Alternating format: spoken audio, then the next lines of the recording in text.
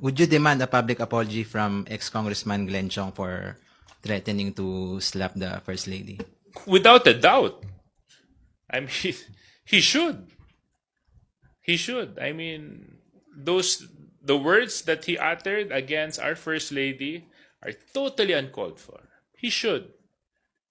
So I don't only demand it, but I think out of common courtesy and basic human nature, I think he should. He may have his misgivings. He may feel bad about certain things in life, but to say that on TV, I think is totally uncalled for. Ganito, let's have a deal. Okay. I will apologize publicly as you wish if you prove me wrong. Yan lang. So, I will apologize publicly. Malinaw ito ha. Naririnig to ng maraming nanonood sa atin ngayon. I will apologize publicly to Lisa Marcos and Bongbong Marcos only if you prove me wrong. So, the best thing that you can do, Congresswoman Janet Garin, Congressman Ace Barbers, Congressman Johnny Pimentel, Congressman Anthony Goles, at sumama ka na doon, Daniel Laugan. Laugan. Okay. Hoy, hoy, hoy, hoy, hoy, hoy. Bumisik ka na Pinoy. Hoy, hoy, hoy, hoy, hoy. Nung sinabi nila sa akin na mag-apologize ka, it never crossed my mind. Why should I apologize? Yeah. I just wasted 6 years of my life with these people. 6 na taon ng buhay ko, sinayang ko dyan sa dalawang traidor na yan. Si Lisa Marcos at si Bongbong Marcos. Traidor hindi lang sa akin, traidor sa bayan. You see, dito tayo, pinapili ko sila. Saan ba gusto nyo? Kayo ang maglaglag kay Smartmatic o ako, ibubulgar ko to. You see, ang sagot talaga ng dalawa, hindi magagawa ni Bongbong Marcos yan. So, ang nasa isip ko talaga, traidor talaga tong animal na to. Oh.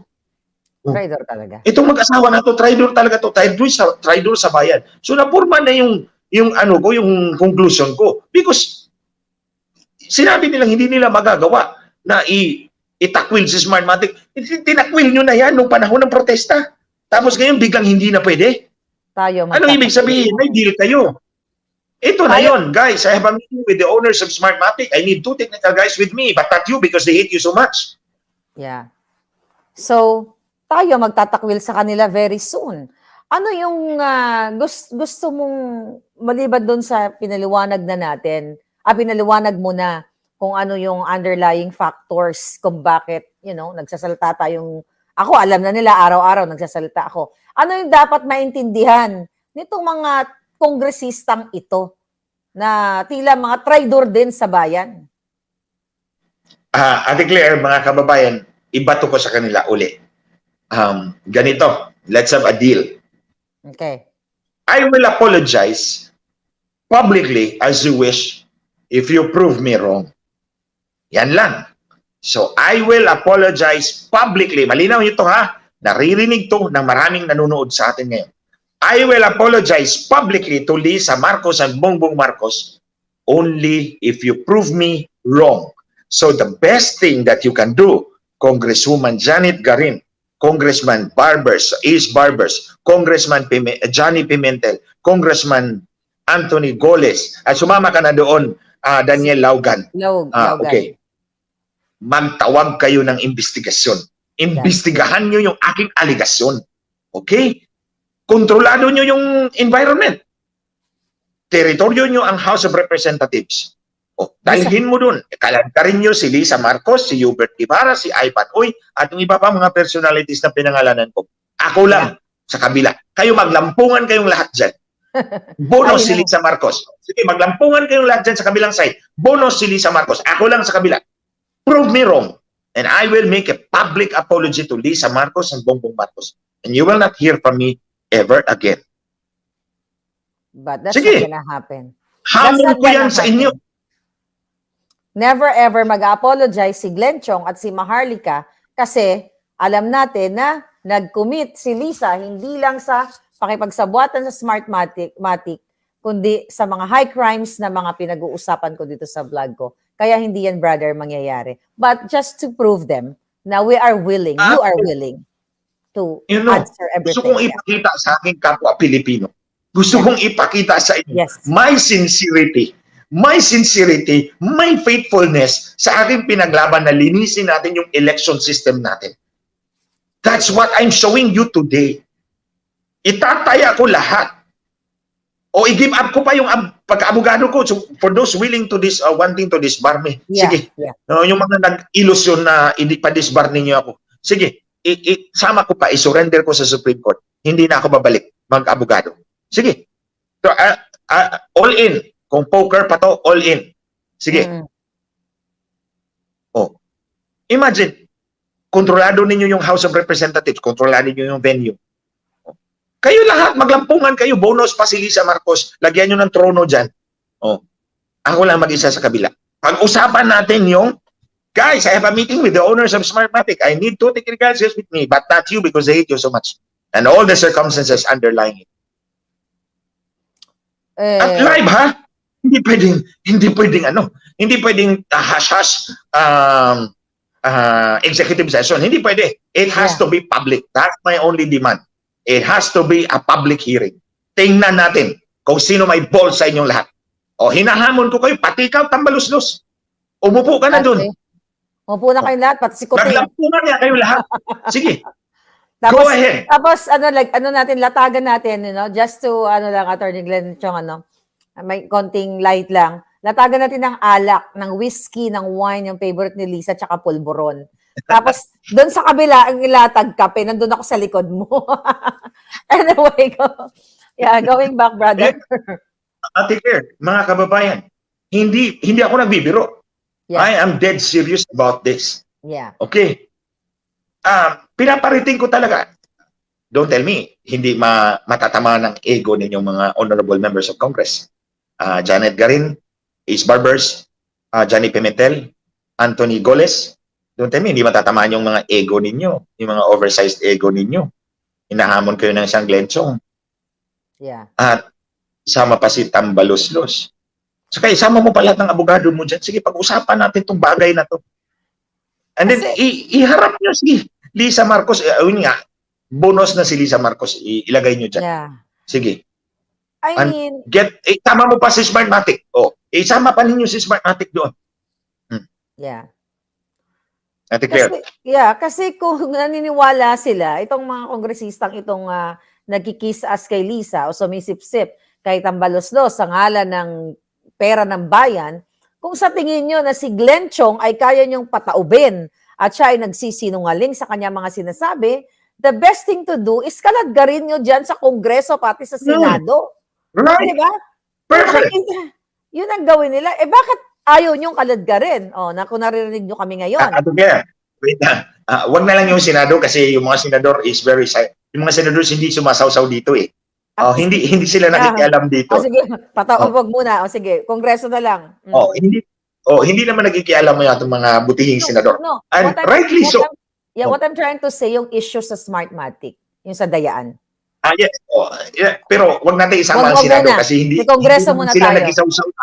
Okay. Ang para sa kanila is, tama nga, their outlook, their vision is more of national. Itong nandito sa Kongreso, ito yung mga myopic views. Mga myopic, mga narrow-minded na mga paningin. Nagbubulag-bulagan. So, you see, hinahamon ko na kayo. Mga kababayan, tandaan nyo to, hinahamon ko sila. Magharapan tayo. Let's save the Supreme Court. Siyempre, pag nagkaso kayo, kakaso din ako. Mag-file din ako ng counter suit against Lisa Marcos. Hindi lang naman, so tulad ng sinabi ko, hindi dapat ako ang i-disbar. Si Lisa, mas marumi ang kamay kaysa sa akin. Yeah. So, hinahamon ko kayo.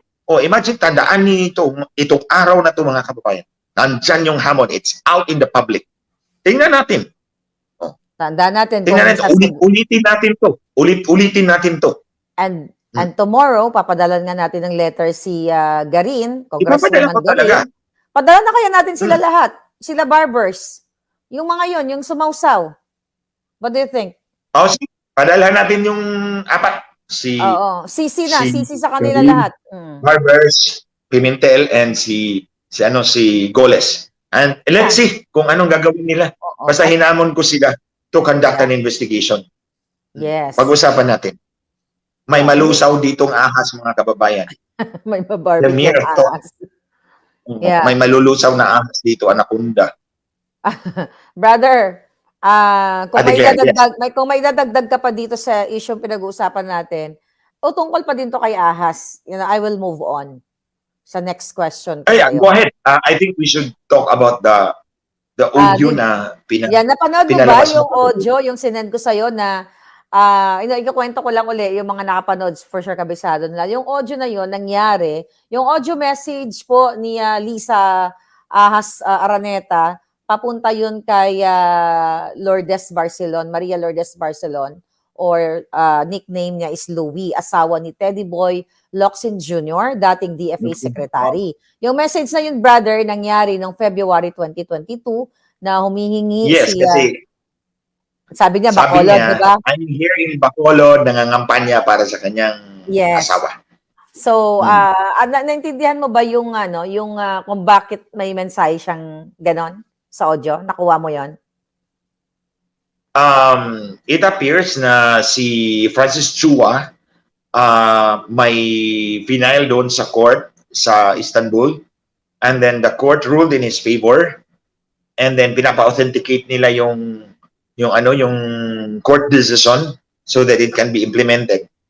Pero ang sabi ni Lisa Marcos is she was requesting for Miss Barcelon to push. To push. Yeah. To push, oo. So, yun Anong yung personality ni Lisa Marcos doon? Yun nga ang kailangan, let's talk about disbarment, di ba? Kung meron pwedeng i-disbar yun, at hindi lang, dapat siya. Hindi nga lang disbarment, sabi ko nga, Attorney Glenn, that is high crime. Actually, I'll talk about that later kasi may additional information tayo, but I will talk about that later. Pero, dun sa video na yun, imagine ninyo, hindi pa nakakaupo si Marcos Jr., but I believe gawain niya na talaga ito. Talagang nakikipagsabwatan siya sa mga taong nasa gobyerno para, maging conspirator dun sa issue na wala namang, that is civil civil case yun, di ba? Away mag-asawa. Away mag-asawa yun, brother, yung issue na yun. Tapos nakialam siya. Nakialam siya kasi gusto nung Francis Chua na kunin forcibly o extract ang kanyang anak doon sa ex-partner niya. Istanbul. So, see that? Sa Istanbul, see that? So, doon sila sa mga kongresista. Idagdag mo yan, brother. Actually, for a lawyer, in the first place, hindi naman niya kliyente si Francis Chua. No, hindi niya kliyente si Francis Chua. Wala silang lawyer-friend relationship. But she went out of her way. She went out of her way to influence the wife of the DFA secretary to push para i-implement yung pagkuha ng mga bata. That's outside of the court.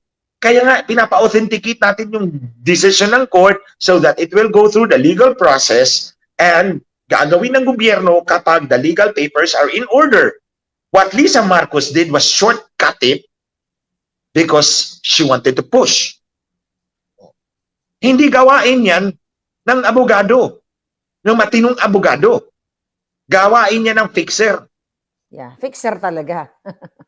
Yan. So, dagdag natin yan. That's another ground for her to be disbarred. Kaya lang, sabi ko, Ate Claire, balikan natin mga kababayan kanina.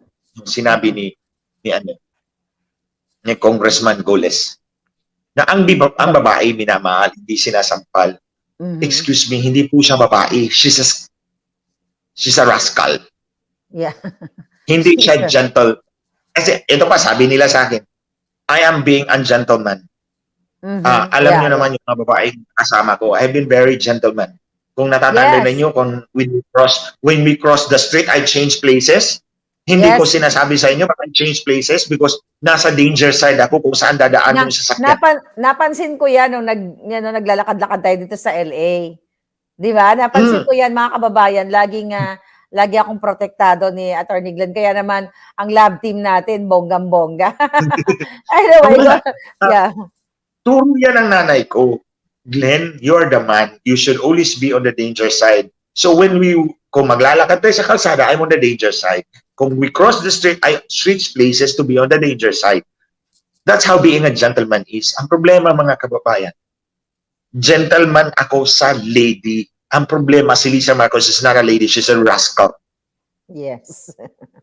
She is a snake. A rascal, unprincipled, dishonest person. Oh. Yeah. More than Wala that. talagang prinsipyo. More than Oh. that. Yeah. And Alam natin. dishonest at that. Oh. Yeah. So, yung video niya, ay yung Audio niya. yung audio niya, actually ginagawa niya yan. That was also, I also received a video, yung pinagawa niya ako ng executive summary doon sa mga kaso ni Congressman Villafuerte against Lenny Robredo. Kasi gagamitin nga niya sa meeting ng Biden official sa State Department. Oh. May copy ka pa? Ganyan din yun sa kanya. Oh, ganyan yan. Ganyan yan pag umuutos o nag-uutos siya na importante for her, dinadaan niya sa voice message. Yeah. Kaya nga sabi ko marami pa mga audio message siguro lalabas na makakapag-diin sa kanya sa lahat ng kawalang-hiyaan niya. I heard one audio message. I think it's still on my phone. Yung parang kasagsagan ng kampanya ito eh. And then that was a Sunday. I was shocked. Hearing Lisa Marcos. Okay. That was a Sunday and then parang si Vince yata wala doon sa kanilang family lunch. Magla-lunch sila together. Na wala si Vince dahil dinala ni Martin Araneta somewhere at nangampanya. And ang daming mura niya. Ang daming mura. Get your ass here. Or something like that. Get your ass here. That's what I remember. Get your ass here. And then marami pa siyang mura. And then binantaan niya si Martin Araneta. Ano yung kapatid niya? Yung kapatid, di umano. Ang kapatid niya, di umano. That's how she acts. She acts like parang yun na nga mga kababayan, may imperialistic tendencies. May imperialistic tendencies ng babae na to, ilusyonada eh. Yeah. So talagang grabe yung babaeng ito. At saka sa dami ng mga issue na kinasasangkutan niya, sabi ko nga, hindi lang disbarment ang dapat ihatol sa babaeng ito. Kung panahon pa nga tayo noon, dapat stone to death para, Biblical times. Biblical times. Yeah, kung babalik tayo doon, di ba, brother? But anyway. Ate Claire, I'll just go back. Mga kababayan, kaya nga, kung kakasuhan nila ko, depensa ko talaga dyan is righteous indignation. Right. Yan talaga yung depensa ko sa kanilang mga paratang sa akin, righteous indignation. And then, lalatag ko na lang lahat yung story. And for that, it would be plain to understand that you cannot fault me for saying those words because of the injustices ni Lisa, hindi lang sa akin, kundi sa bayan. Yeah. Silang dalawa. Sige, Ate Claire, yung other issue. Yeah. Silang mag-asawa talaga. Sa dami ng injustices na ginagawa nila, like sa Lotto, di ba? Yan lang sa PCSO. Yung ngayon, may nag-hearing na naman, pero wala rin naman nangyari. So, what do you think, Attorney Glenn? Tatagal pa ba ito mga to? I'll do my best to inform the public about, yun na nga mga kababayan, itong tatlong meeting ni Lisa Marcos, nilinaw ko na yan sa Cebu, tatlong meeting yan, hinabol talaga niya ang Smartmatic. Hinabol talaga niya ang Smartmatic para masiguro niya na mananalo yung kanyang asawa at yung kanyang anak. No, this represents the biggest issue, the biggest dangerous issue for Marcos Jr. Kasi pag meron kang ginawang ganyan, it means na wala ka talagang authority to rule. Wala kang authority to be there in the office of the president. Kasi, tinampir mo yung election system. Tinaya mo yung election system. Sabihin na natin nanalo ka. In reality, nanalo ka. Pero kung dinagdagan yung boto mo, you have no right to be in the office of the president because you have no moral scruples. Wala sa iyo yung morality. You cannot rule us with the moral ascendancy of a true leader. Because tinampir mo yung election system.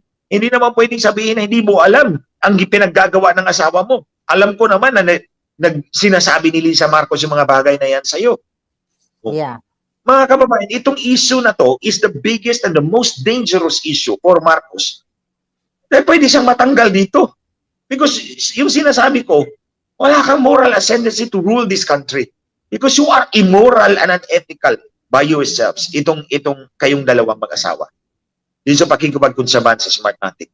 Dito natakot si Lisa Marcos, mga kababayan. Natakot siya dyan na merong legal basis, merong moral basis for the church to call for Marcos to resign.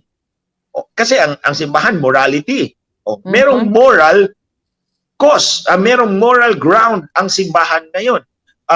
The faithful, whether that is Roman Catholic, Iglesia ni Cristo, our Muslim brothers, Seventh-day Adventist, all other denominations, basta relihiyon ang pinag-uusapan, morality ang issue dyan.